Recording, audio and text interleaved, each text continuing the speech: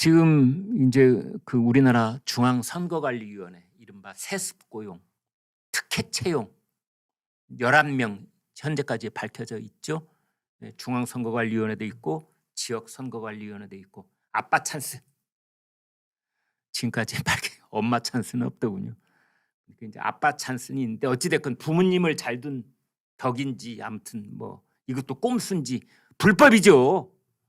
자꾸만 말을 이렇게 조금 더 정확하게 표현하기 위해서 이렇게 애둘러 오고 가고 하는 그런 언론 표현들이 있는데 정확하게 말하면 특혜다 뭐 아빠 찬스다 이런 말들 다 쓸데없고요. 불법 채용인 겁니다. 불법 채용. 불법은 뭐다? 현행 법을 어겼기 때문에 뭐다? 처벌받아야 되는 행동들이다. 이렇게 보는 겁니다. 지금 채용되어 있는 그 사람들 전부 다 퇴사 조치해야 되고 그 아빠는 물론이고 그 자식들도 여기 합당하는 처벌을 받아야 되는 겁니다.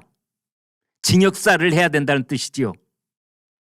아무튼 이제 여기를 감사를 하려고 하는데 중앙선거관리위원회가 자기네는 뭐 헌법상 독립기구다 그래가지고 이제 지금 감사원 감사를 거부를 했지 않습니까? 그런데 감사원에서는 이게 아니다. 감사 받아야 된다. 지금 이제 그러고 있는 겁니다. 그래가지고 이 감사원 감사를 거부를 했기 때문에 이 노태학 감사위원장하고 감사위원들이 그걸 거부를 했거든요. 그것에 대해서 고발 조치가 있었습니다. 어제. 그래서 이거는 이제 수사를 받아야 됩니다. 검찰이 됐든 경찰이 됐든 수사를 받아야 됩니다. 이제 이렇게 보시면 되는 겁니다. 이제 두 갈래가 있는데요. 한 갈래는 불법 채용, 아빠 찬스, 특혜 등등으로 인한 불법 채용 그 자체에 대한 수사도 있어야 되고 다른 한편 감사원 감사를 거절했기 때문에 이것에 대한 뭐 직권남용이 됐든 뭐가 됐든 이것도 수사를 해야 되는 겁니다.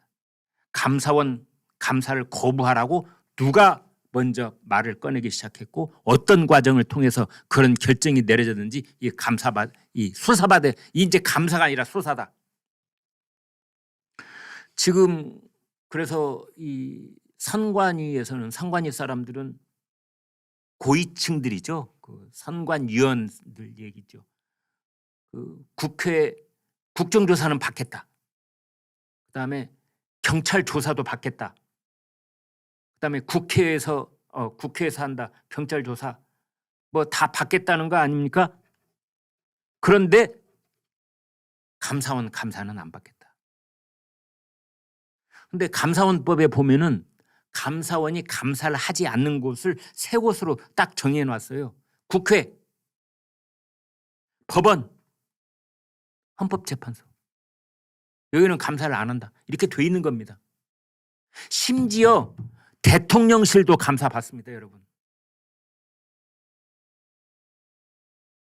대통령실도 감사를 받는데 선관위가 감사를 안 받겠다니 이게 말이 됩니까?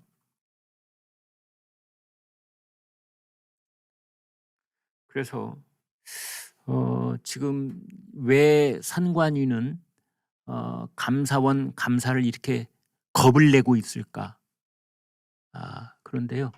그 전문가들에 따르면 감사원 감사관들이 아주 독하게 제대로 들여다볼 수 있는 실력과 노하우가 있답니다.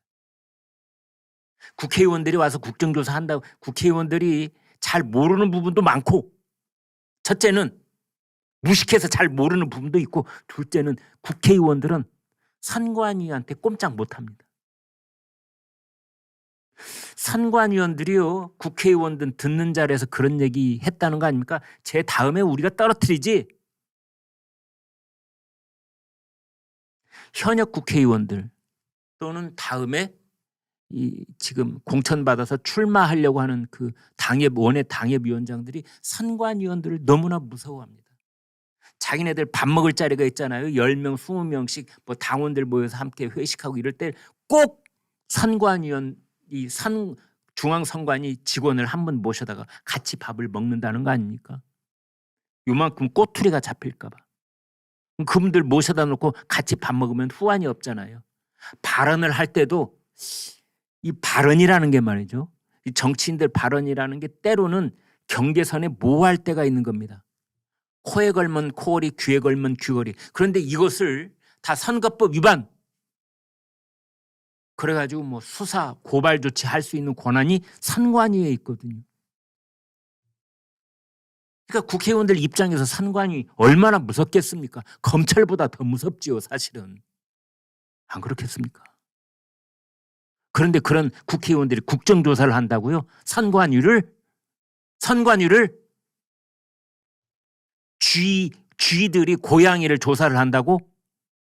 이런 비유도 가능한 겁니다. 누가 누구를 조사해요, 지금? 국회의 국정조사는 거의 기대 난망이다. 그래서 선관위의 이런 비리를 제대로 파헤칠 수 있는 인원과 실력을 갖춘 유일한 곳이 감사원이다. 그래서 감사원이 지금 선관위에 가서 감사를 하겠다고 하니 선관위는 다른 데는 다 되는데 감사원은 안 돼 이러고 있는 겁니다.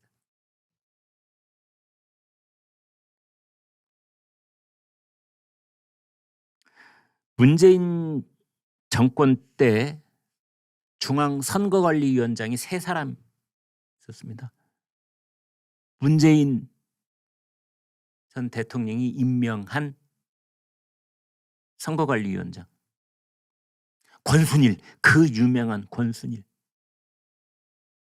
그 다음에 노정희, 그 다음 노태악, 지금 중앙선거관리위원장 노태악. 권순일 재판거래 의혹 그 담당 대법관이었습니다.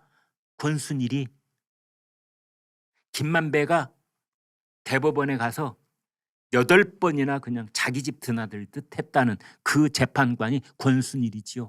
화천대유 대유 거기에 고문해가지고 1억 5천만 원 받은 사람.